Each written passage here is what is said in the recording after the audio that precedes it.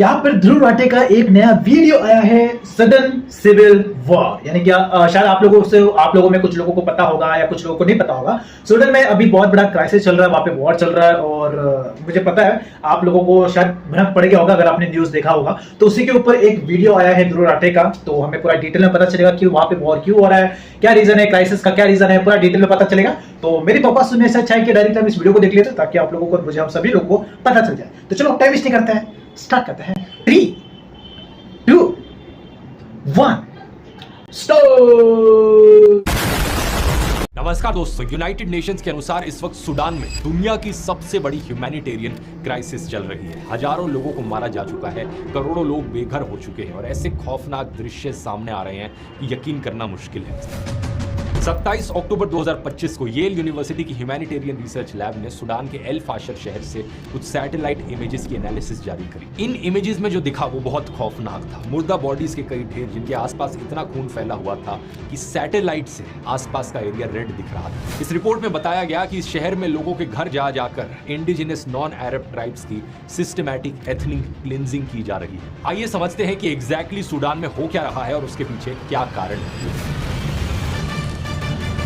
Video शुरू करने से देखो, तुम लोग को ऐसा लगता है ना कि सिर्फ इंडिया में गरीबी चल रहा है, इंडिया के लोग इस झोपड़पट्टी में रह रहे हैं, लेकिन नहीं भाई। अरे भाई, इंडिया के बाहर भी ना ऐसे कई सारे देश होते हैं जहां पे झोपड़पट्टियां होती है। खाली प्रॉब्लम ये होता है कि हमारे इंडिया का अच्छा चीज कम दिखाई देता है, लेकिन बुरा चीज जो होता है, जो खराब चीज होता है, वो लोगों को ज्यादा दिखाई देता है। और वहां के लोगों का ऐसा होता है कि वहां के कंट्री का अच्छा चीज हमको ज्यादा दिखाई देता है, वहां के कंट्री का बुरा चीज हमसे छुपाया जाता है। बाद में बोलते हैं कि यार इंडिया से अच्छा तो बाहर के देश से हम जाके बाहर सेटल हो जाएगा। नहीं भाई, अपने इंडिया का बात ही अलग है और धीरे धीरे इंडिया ग्रो भी कर रहा है। में अगर हम देखें दोस्तों तो सूडान का देश अफ्रीका के ऊपर वाले हिस्से में इजिप्ट के बिल्कुल नीचे मौजूद है। इसके वेस्ट में है कई सारे अफ्रीकन देश, लिबिया, चैड और सेंट्रल अफ्रीकन रिपब्लिक जैसे, और ईस्ट में है रेड सी। वही रेड सी जिसके दूसरी तरफ सऊदी अरब और बाकी मिडिल ईस्ट मौजूद है। मिडिल ईस्ट की तरह ही लगभग 95% पॉपुलेशन सूडान की मुस्लिम्स है। स्पेसिफिकली कहा जाए तो सुन्नी मुस्लिम्स, लेकिन जो डिफरेंसेस यहाँ मौजूद है वो है लोगों की एथनिसिटी में। देश की टोटल पॉपुलेशन लगभग 5 करोड़ लोगों की है और इसमें से 70% लोग अरब मुस्लिम्स हैं। बाकी जो 30% है उसमें अफ्रीकन ट्राइब्स हैं जैसे कि फर,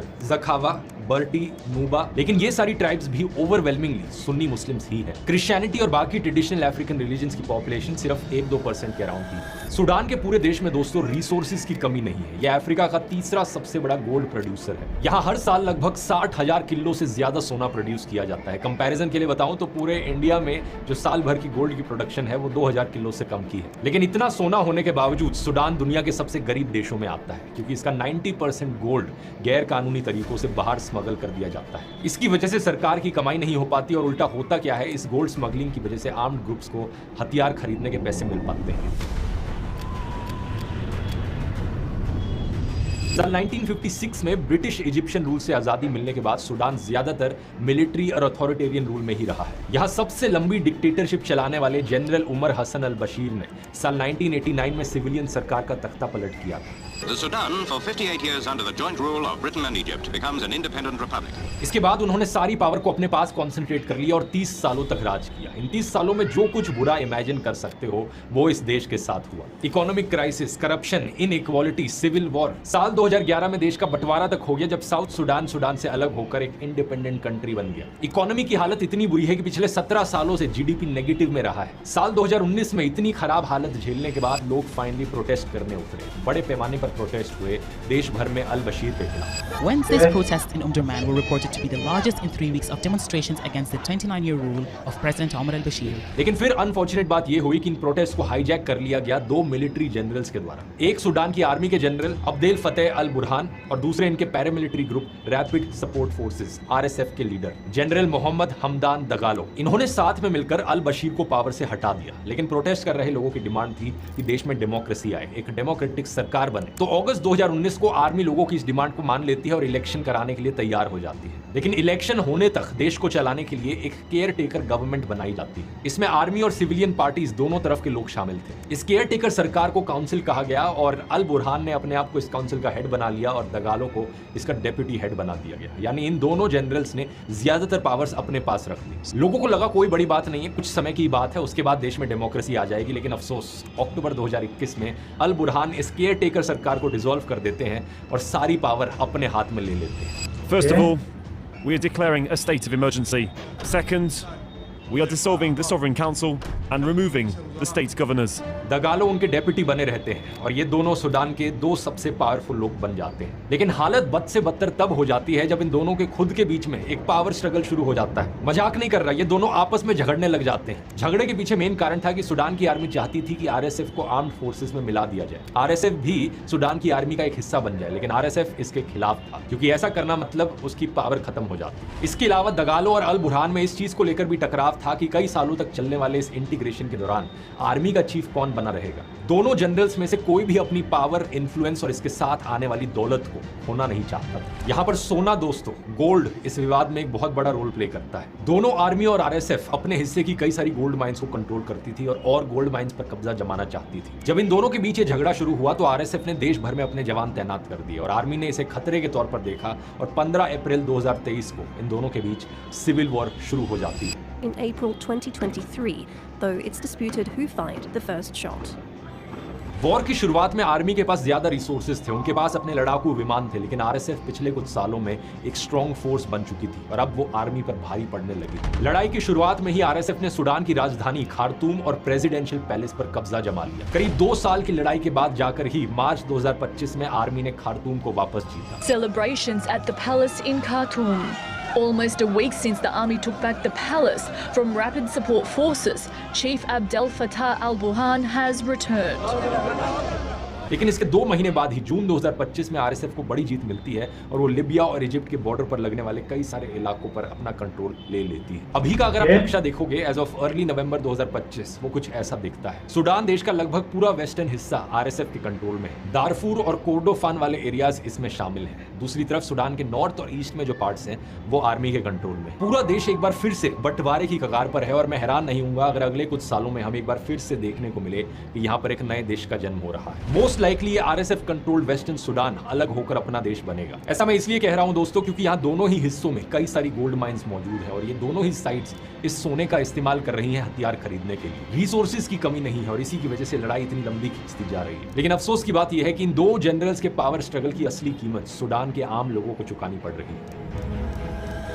इस सिविल वॉर में अब तक 1.5 लाख से ज्यादा लोगों की मौत हो चुकी है। 1 करोड़ से ज्यादा लोग बेघर हो चुके हैं। देश में अस्पताल और स्कूल जैसे ज्यादातर इंफ्रास्ट्रक्चर पूरी तरीके। ये वॉर वाला जो सेक्शन होता है ना, ये भले किसी भी कंट्री का आप देख लो, मोस्टली होता बड़े लोगों के बीच में वॉर है, लेकिन उसकी वजह से जो छोटे छोटे जो लोग होते हैं ना वहां के, उनको वो प्रॉब्लम झेलना पड़ता है। वो लोग अपने जान से हाथ धो बैठते हैं। ये प्रॉब्लम बेसिकली सूडान का नहीं है, ये हर कंट्री का प्रॉब्लम है।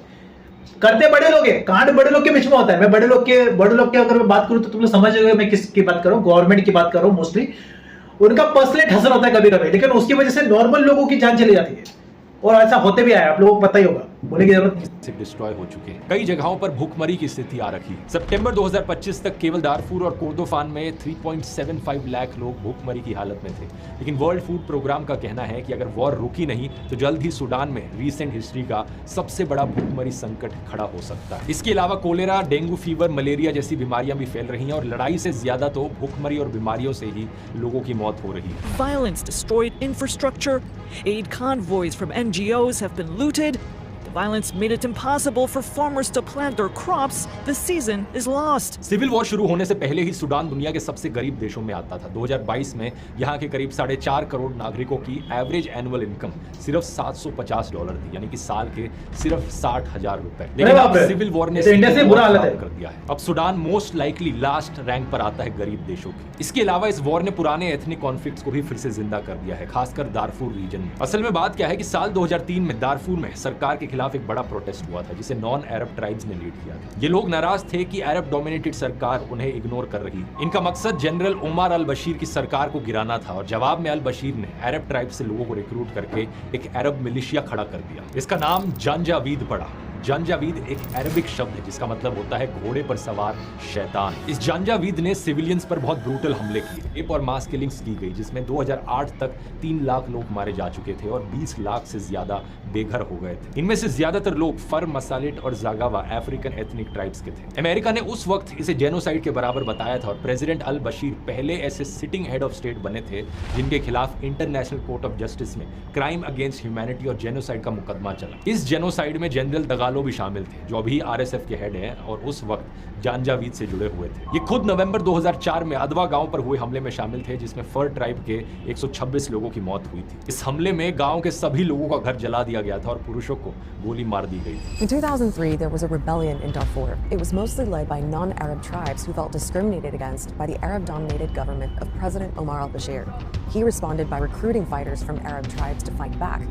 They became known as the Janjaweed. International pressure के चलते 2013 में प्रेसिडेंट अल बशीर ने इस जानजावीद को रीब्रांड करके इसका नाम रैपिड सपोर्ट फोर्सेस रख दिया, शॉर्ट फॉर्म आरएसएफ, और जनरल दगालो को इसका हेड बनाया गया अल बशीर के द्वारा। अब 2023 में सिविल वॉर शुरू होने के बाद यही आरएसएफ दारफुर में वही एथनिक वायलेंस फिर से कर रहा है जो इसने 2003 में किया। इस पैरामिलिट्री ग्रुप का नाम भले ही बदल दिया गया हो लेकिन आरएसएफ के फाइटर्स की सोच वही है जो जानजावीद की थी। घोड़े पर बैठे हुए शैतान, ये उन्हीं लोगों को टारगेट कर रहे हैं जिन्हें इन्होंने 2003 के बाद किया था। नॉन अरब अफ्रीकन एथनिक ट्राइबल ग्रुप्स। 2 शहर एल जनीना और एल फशर से खास तौर पर ऐसी रिपोर्ट्स आई हैं जो बेहद डरावनी है। मई 2024 में ह्यूमन राइट्स वॉच ने कहा था कि वेस्ट दारफर के एल जनीना में मसालित ट्राइब की एथनिक क्लेंजिंग की जा रही है और अप्रैल से नवंबर 2023 के बीच यहाँ कम से कम 1000 लोगों को मारा गया है। हिस्टोरिकली ये वेस्ट दारफर का एरिया मसालित ट्राइब का घर रहा है लेकिन HRW ने आशंका जताई है कि इतने बड़े पैमाने पर हत्याएं दिखाती हैं कि आरएसएफ मसालित कम्युनिटी का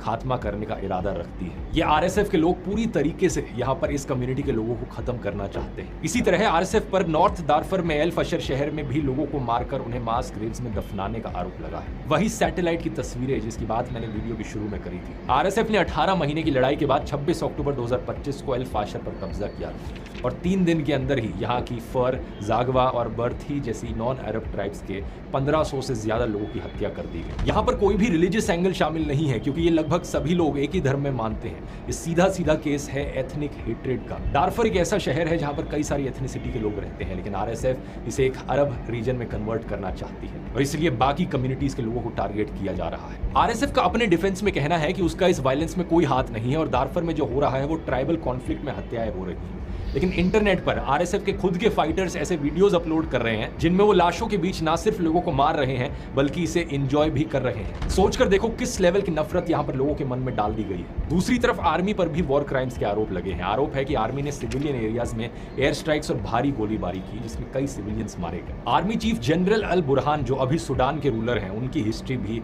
अपने विरोधी दगालो जैसी ही रही है। अल बुरहान 2000s में दारफुर के ओवरऑल आर्मी कमांडर थे जहां पर नॉन अरब्स का जेनोसाइड हुआ था। कहा जाता है कि यहीं पर वो पहली बार दगालो के कांटेक्ट में आए और दोनों ने मिलकर रेबेलियन को क्रश किया। इतने सालों तक साथ में काम करने के बाद अब ये दोनों ही एक दूसरे को पूरी तरीके से खत्म करने पर तुले हैं और इसलिए पूरा देश अब सिविल वॉर में धकेल दिया गया है। दोस्तों एक और भी एंगल है फॉरेन प्लेयर्स का। सूडान की स्ट्रैटेजिक लोकेशन के कारण इस वॉर में कई इंटरनेशनल प्लेयर्स भी शामिल हैं। एक बार फिर से नक्शे पर देखो, सूडान अफ्रीका और मिडिल ईस्ट के बीच में एक ब्रिज के तौर पर काम करता है जिसका मतलब है कि यहाँ जो होगा उसका असर मिडिल ईस्ट तक पड़ सकता है। दूसरा ये जो रेड सी बीच में से गुजर रहा है ये एक मेजर ट्रेड रूट है। यहाँ पर किसी भी बदलाव का असर इस ट्रेड रूट पर पड़ता है जिससे पूरी दुनिया प्रभावित होती है। इसके अलावा सूडान में ढेर सारी गोल्ड माइंस हैं और यहाँ से कई सारी मेजर ऑयल पाइपलाइंस भी गुजरती हैं। इन सारी चीजों की वजह से कई सारे दूसरे देशों पर भी आरोप लगे हैं सूडान की इस वॉर में इन्वॉल्व होने के। एमनेस्टी इंटरनेशनल की रिपोर्ट के मुताबिक सूडान में दोनों साइड्स को रशिया, चाइना, टर्की और यूएई जैसे देश लार्ज स्केल पर हथियार प्रोवाइड कर रहे हैं। सबसे बड़ा आरोप यहाँ पर लग रहा है यूएई के देश के ऊपर कि दगालो की आरएसएफ को वो हथियार प्रोवाइड कर रहे हैं। वॉल स्ट्रीट जर्नल के अनुसार अमेरिकन इंटेलिजेंस एजेंसीज भी ये कह रही हैं कि यूएई सोफिस्टिकेटेड चाइनीज ड्रोन्स भेज रहा है आरएसएफ। सूडान की आर्मी ने इस चीज को लेकर मार्च 2025 में यूएई के खिलाफ इंटरनेशनल कोर्ट ऑफ जस्टिस में केस भी कर दिया था लेकिन कोर्ट ने इस केस पर सुनवाई करने से मना कर दिया ये कहकर कि उनके पास इस चीज को लेकर ज्यूरिसडिक्शन नहीं है। यूएई अपने डिफेंस में कहता है कि उनकी कोई इन्वॉल्वमेंट नहीं है इस वॉर में और ये सिर्फ एक पब्लिसिटी स्टंट के तौर पर किया जा रहा है। लेकिन जो लोग आरोप लगाते हैं वो ये कहते हैं कि यूएई गोल्ड जैसे सूडान के नेचुरल रिसोर्सेज पर कंट्रोल बनाए रखने के लिए इस वॉर में इन्वॉल्व हुआ है। उनका कहना है कि हथियारों के बदले आरएसएफ से गोल्ड लिया जा रहा है। दूसरी तरफ ईरान, इजिप्ट और सऊदी अरेबिया के देश आर्मी के सपोर्ट में है। ईरान पर आर्मी को मिसाइल्स और ड्रोन्स देने का आरोप लगा है। इसी तरह रशिया का वागनर ग्रुप आरएसएफ को मिसाइल्स प्रोवाइड करता है लेकिन अभी रशिया दोनों ग्रुप से बात कर रहा है। इन सभी फॉरेन पावर्स की एलिजिड इन्वॉल्वमेंट की वजह से ये क्राइसिस और भी कॉम्प्लिकेटेड हो जाती है। अब सवाल यह है कि आगे क्या होगा। इस वॉर को रोकने के लिए अलग अलग जगहों पर कई बार पीस टॉक्स हुई हैं जो फेल रही। अभी आरएसएफ ने अमेरिका, इजिप्ट, यूएई और सऊदी अरेबिया द्वारा प्रपोज 3 महीने का ह्यूमैनिटेरियन सीज फायर स्वीकार कर लिया है लेकिन आर्मी ने अभी तक इसे एक्सेप्ट नहीं किया है। सूडान की आरएसएफ फोर्स जिस पर दारफूर में हिंसा के आरोप हैं ने कहा है कि वो ह्यूमैनिटेरियन ट्रूस मानने को तैयार है। ये प्रस्ताव सितंबर में क्वाड, अमेरिका, मिस्र, यूएई और सऊदी अरब ने दिया था। योजना के अनुसार पहले 3 महीने ह्यूमैनिटेरियन पॉज होगा, फिर परमानेंट सीज फायर और उसके बाद 9 महीने में सिविलियन रूल की तैयारी की जाएगी। Transition to civilian rule. अगर फाइटिंग रुकती है तो इमीडिएट इशू यहाँ पर सूडान के आम लोगों की मदद करने का है, जिसमें अभी तक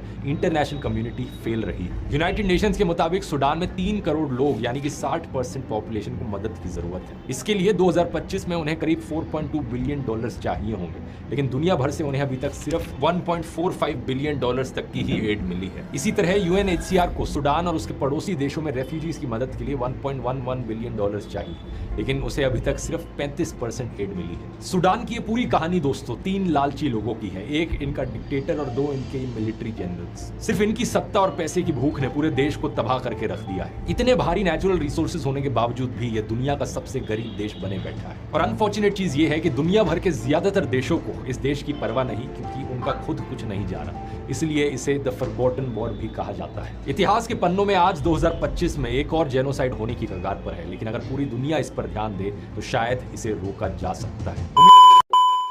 ऑल राइट। वैसे वीडियो के शुरुआत में तो मैं थोड़ा काफी जरा इंटरेस्टिंग मूड में था, काफी जोश में था, लेकिन अभी इस तरीके का सीन देखकर मेरा मूड एकदम पूरा डाउन सा हो गया। जो लोगों का वहां पे हालत है वो तो अपने इंडिया के झोपड़पट्टी से भी बहुत ज्यादा खराब है। और इसलिए बोलते ना, जो दिया है ना उसमें हमेशा खुश रहा करो। चलो कोई बात नहीं, मैं जरा ज्ञान पेलूंगा ना इस चीज के ऊपर।